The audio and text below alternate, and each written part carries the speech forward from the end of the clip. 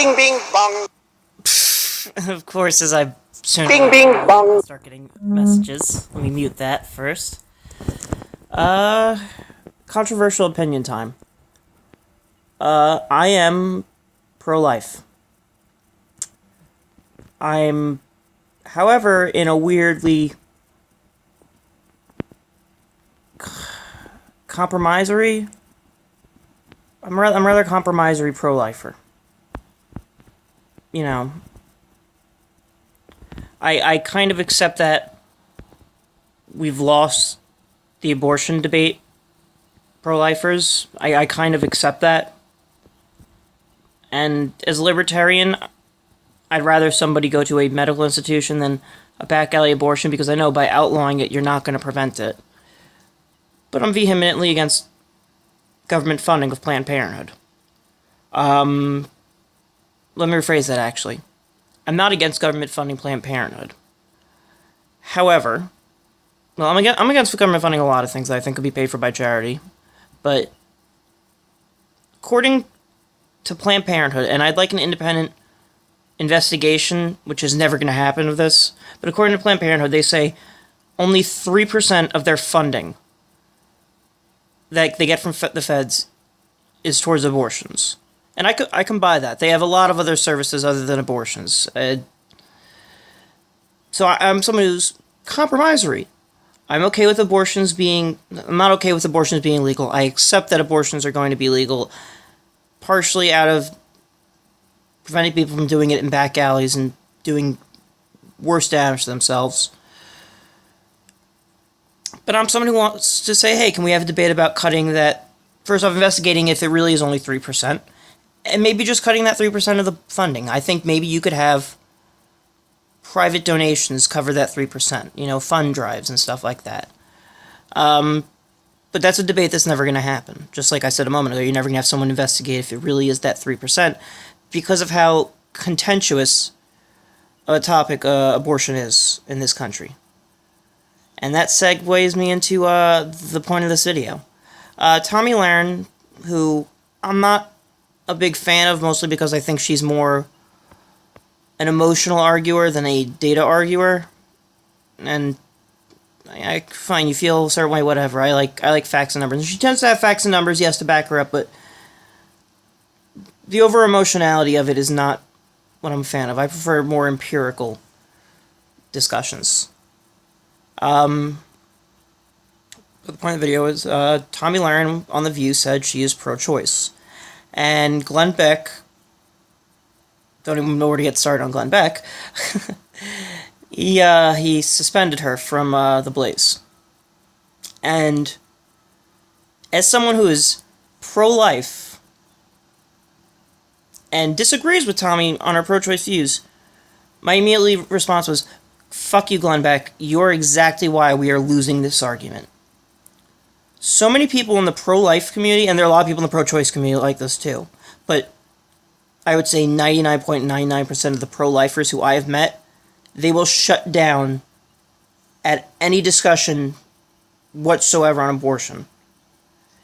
They shut down and I know for a lot of people it comes from a religious perspective, but it is an almost religious sense of, you know, not even willing to have an open and honest dialogue about it.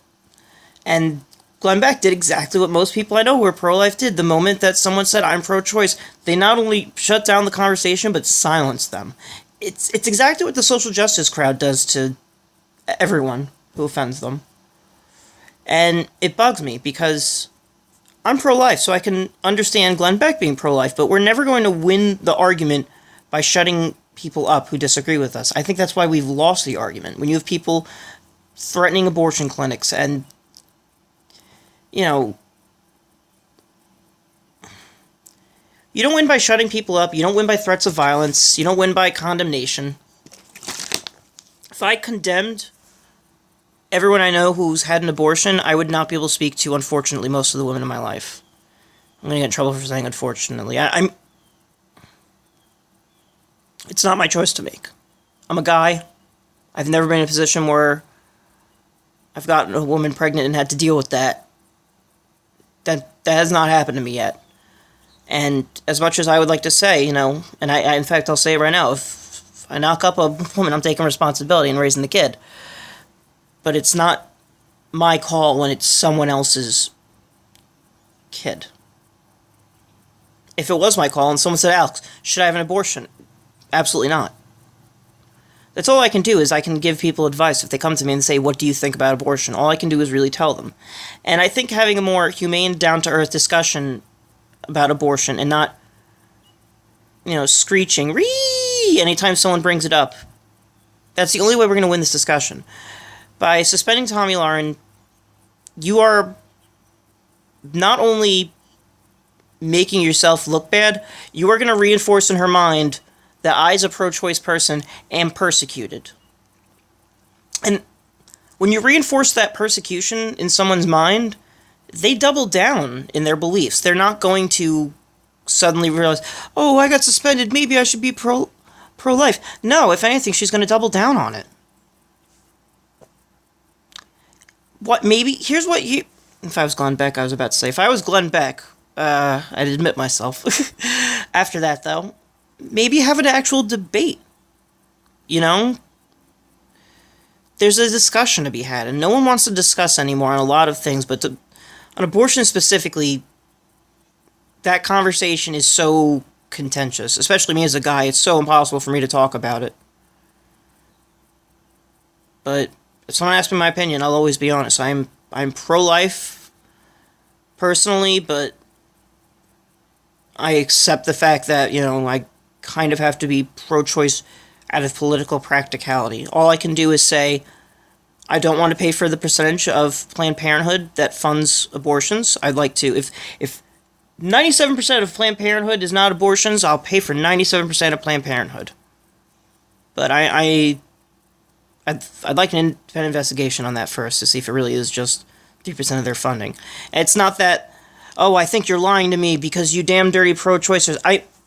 There's never been someone outside of Planned Parenthood doing that investigation, and as a skeptic, I'd like to know. But the only way we're going to win this debate as pro-lifers is to actually debate. By shutting down the argument, you've lost. You've admitted defeat. You've admitted you have no argument for why you are pro-life. And as long as we do that, you're not going to make any progress on doing anything about abortion. You know what it comes down to, and Glenn Beck, you as a father should probably understand that. The best way to instill someone to think abortion is wrong is to raise someone to believe that life is sacred and valuable. You have children, and what you should do is sit down with your children and basically say why you feel the way you do, and give them the chance to reason it out. I find ethics is not something that people... family ethics, and I'm not saying it's... I feel like I'm saying it's unethical to have an abortion.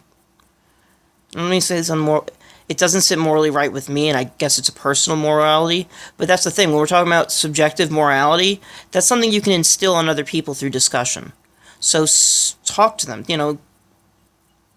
Explain to your kids why you believe that way. You'll probably raise kids that end up being pro-life.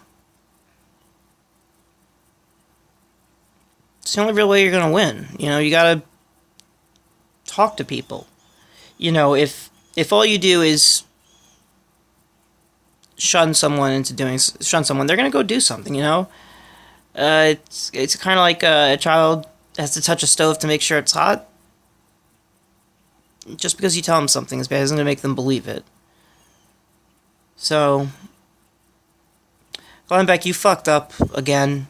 What else is fucking new? Tomi, as much as I disagree with you for being pro-choice, you have free speech.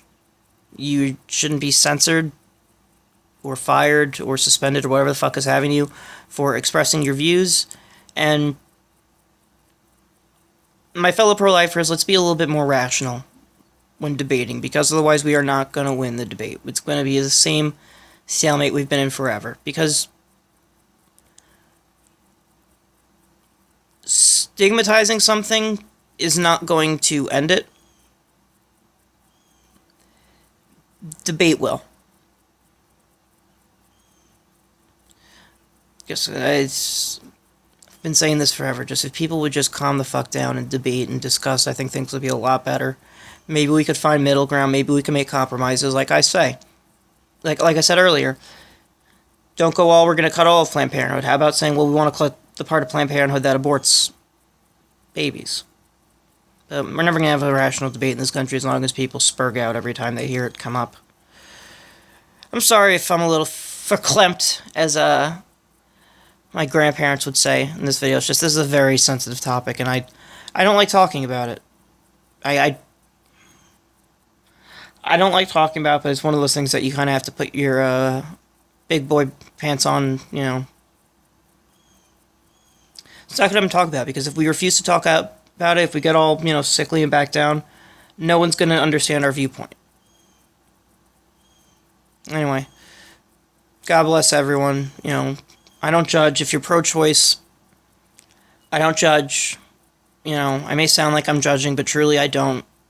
You know, no one has the answers to no one has the answers to all of life questions, and you know, the thing that always throws me off and makes me think maybe the pro-choicers are onto something is, if God didn't want us to abort babies, why would stem cells? Why would aborted fetus be such like a miracle cure? The stem cells and all that stuff.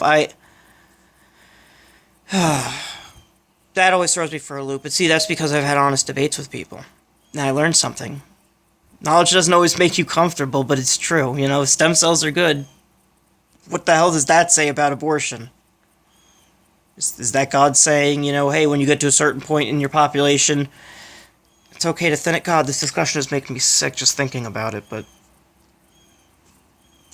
it's an important discussion to have, so don't ever stop discussing. Don't ever stop discussing.